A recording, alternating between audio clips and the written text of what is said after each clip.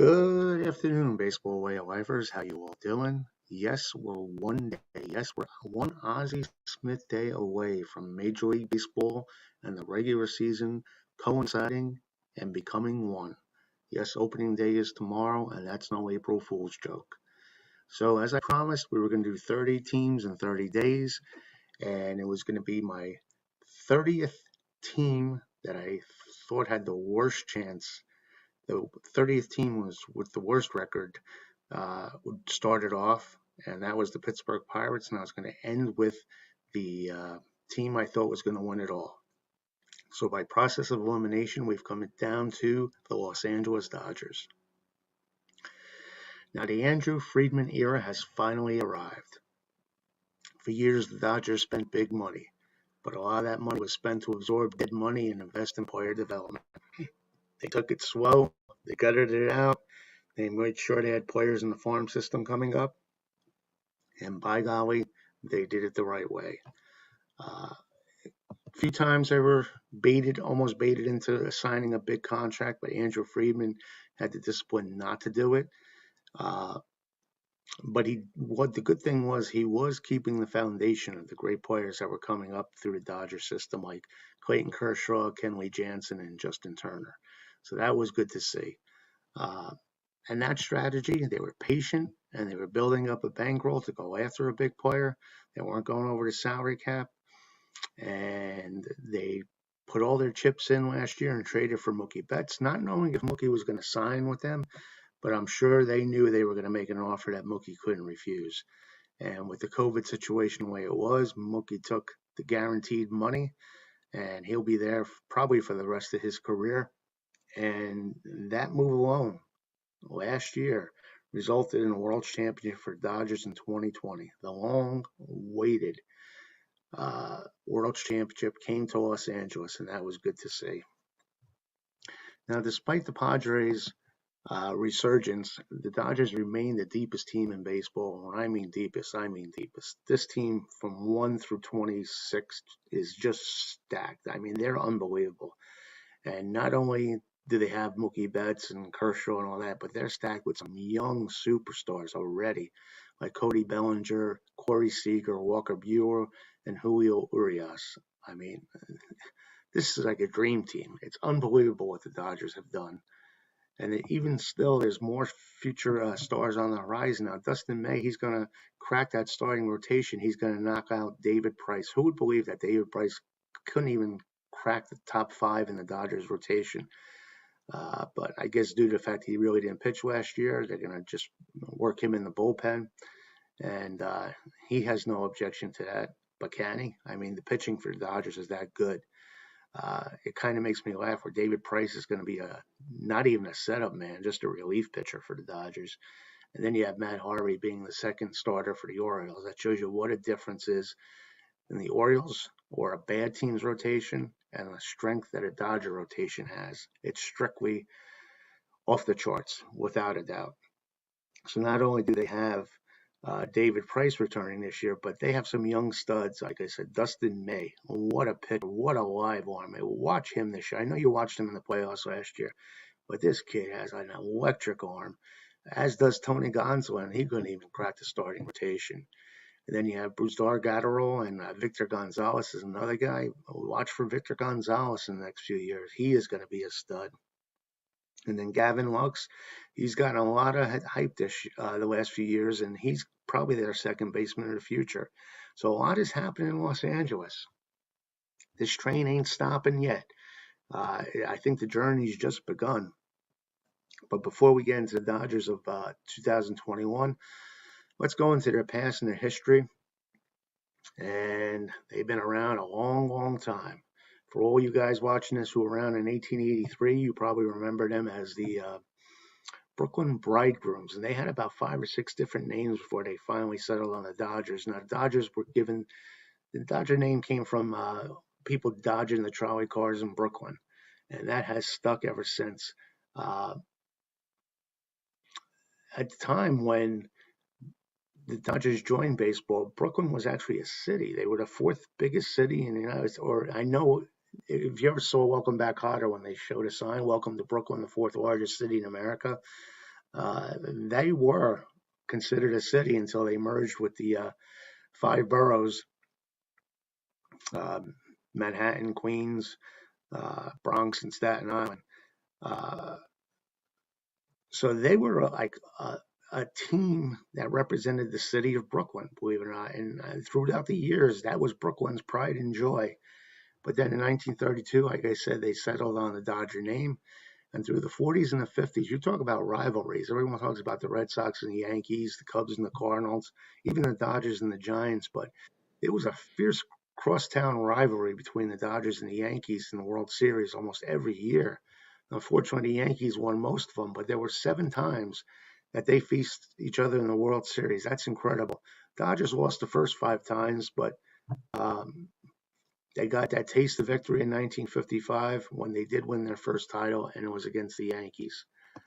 Now, another major milestone occurred in 1956 when Don Newcombe became the first player ever to win both the Cy Young Award and the NL MVP award in the same season. And how could I forget Jackie Robinson breaking the color barrier in 1947? So Jackie Robinson made the Dodgers the team that a lot of blacks wanted to follow because of their groundbreaking and ways within society, and that was good to see. So that's why a lot of minority and black players gravitated towards the National League. Was Branch Rickey with the Dodgers. I mean, you talk about the Pirates, the Red, Frank Robinson, Roberto Clemente, Willie Mays, Hank Aaron. They all gravitated to the National League, and they can thank Jackie Robinson and the Dodgers for paving the way there. And like I said, the Dodgers were the love and joy of Brooklyn. But unfortunately, Walter O'Malley saw greener pastures, and I can't blame him. That's a smart businessman when he saw how much money could be made in Los Angeles. And after 68 seasons in Brooklyn, the Dodgers packed up and moved to Los Angeles in 1958, and broke the hearts of many National League fans, and especially Dodger fans and Brooklyn baseball fans in general. And a lot of them never recovered, and they just moved on to the Mets when the Mets became a National League franchise. I think I would have even been a Dodger fan because that's just the way I'm a Met fan and I'm a National League fan. And proximity wise, Brooklyn probably would have been the choice for me. So a lot of lives, baseball lives, were affected by this move. But the Dodgers, they're still a powerhouse, and they still have a whole new generation of fans out in Los Angeles. So can't blame them for that. But there's always a soft spot among baseball historians and fans for the Brooklyn Dodgers. Now, when they moved out to Los Angeles, they really didn't have a baseball stadium to play in. So they played in the Los Angeles Memorial Coliseum before moving to the current home of Dodger Stadium in 1962. Now, Dodger Stadium, it's hard to believe that it's 59 years old.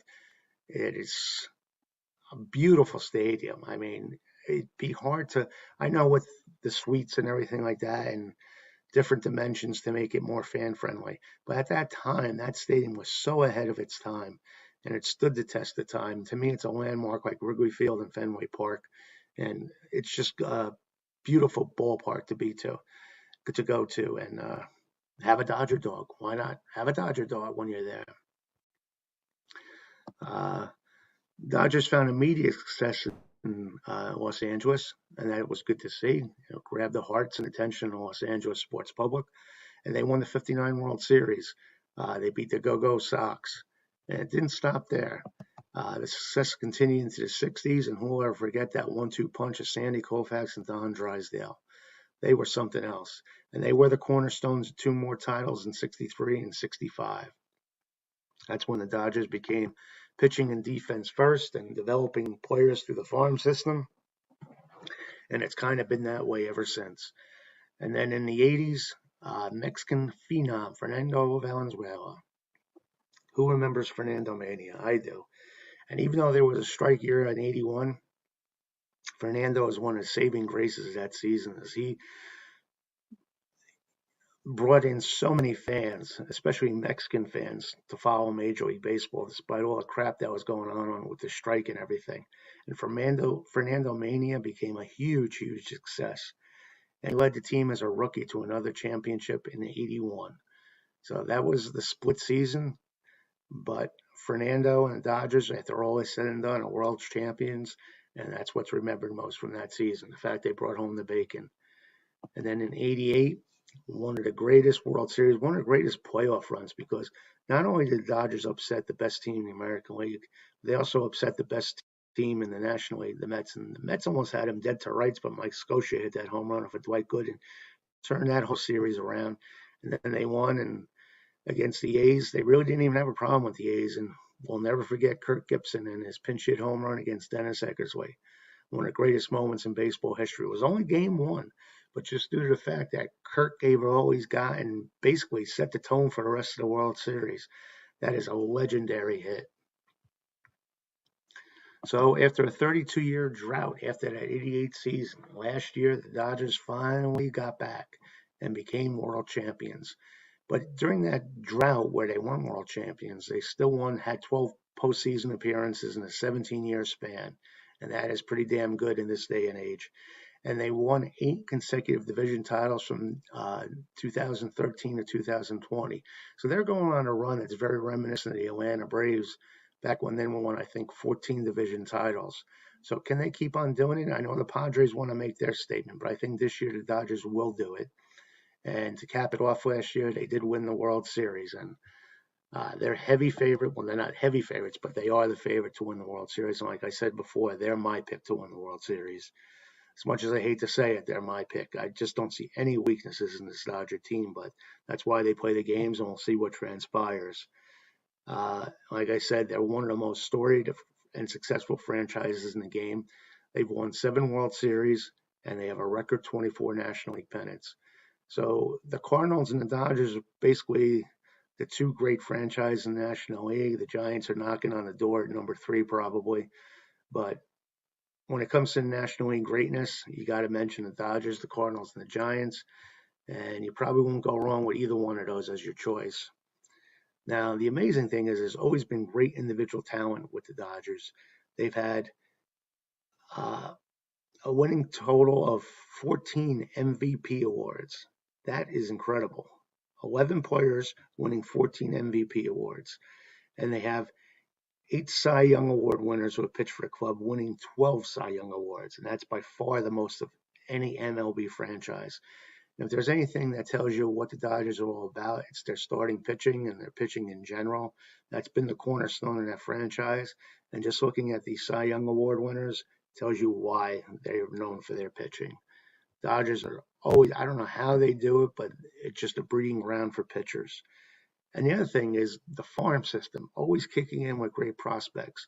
And if you don't believe me, they have 18 Rookie of the Year award winners, twice as many as the next club. So when you think of Rookie of the Years, you say, who won that award, Rookie of the Year award that year? You just say, oh, maybe a Dodger.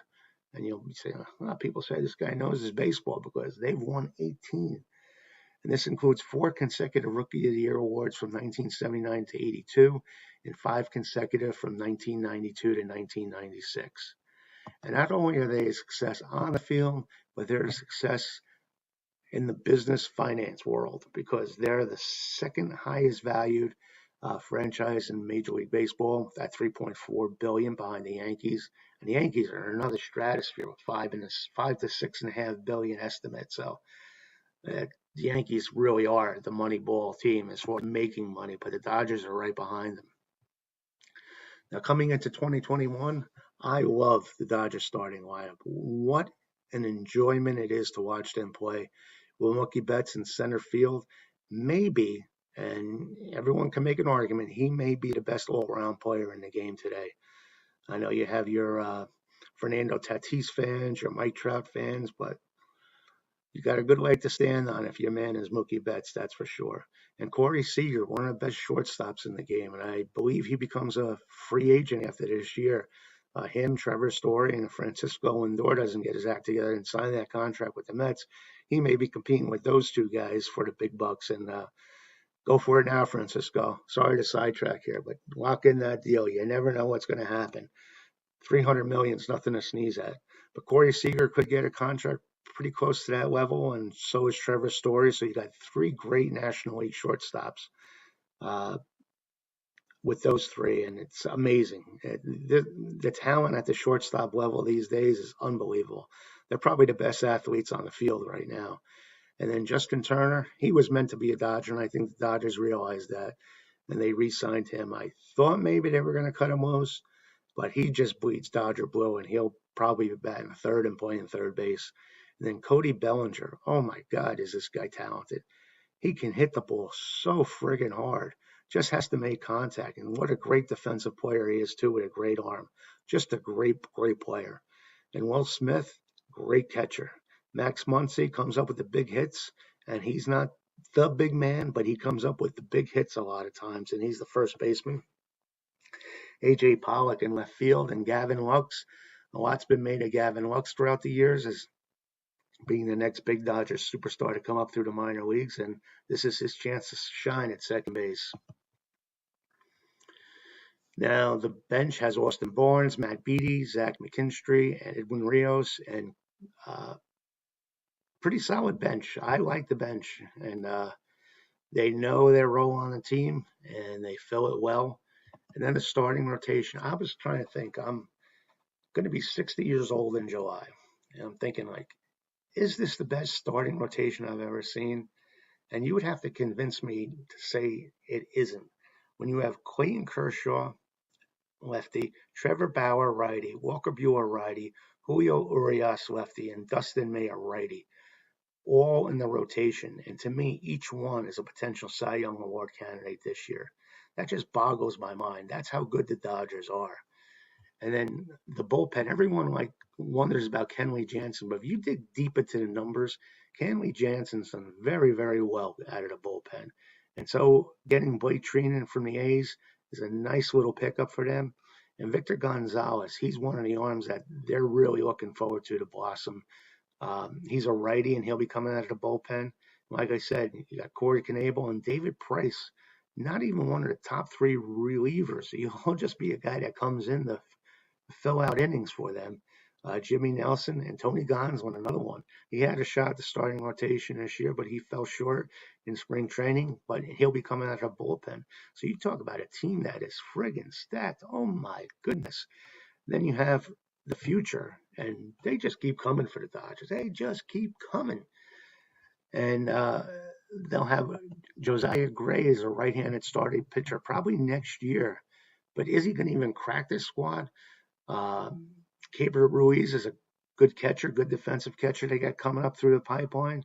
And Michael Busch, a good all-around second baseman they have in the pipeline.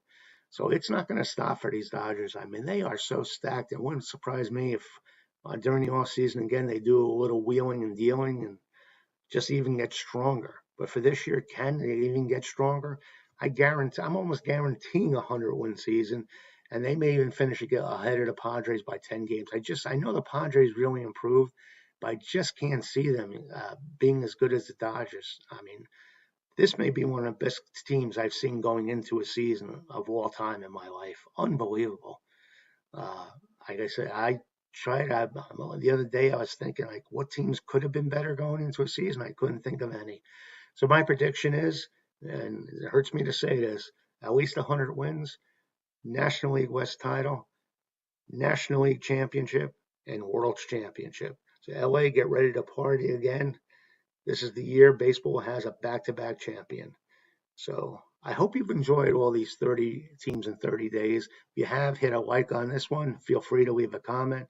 And please do subscribe to this YouTube channel, because starting the next few days, you're going to have multiple reports. I'll be talking everything, covering the games, covering the matchups, covering all the big news that's happening. So you're going to enjoy the ride, and I'm going to be having a blast helping you follow the baseball season from my perspective. So please subscribe. And remember, if you haven't joined the Facebook group Baseball Way of Life, please do. It's a fantastic group, a lot of knowledgeable people on there, more knowledgeable than me. So please join that group, and have a great day. And remember, tomorrow's opening day. So enjoy it. Have a great day. Play ball. And as always, adios.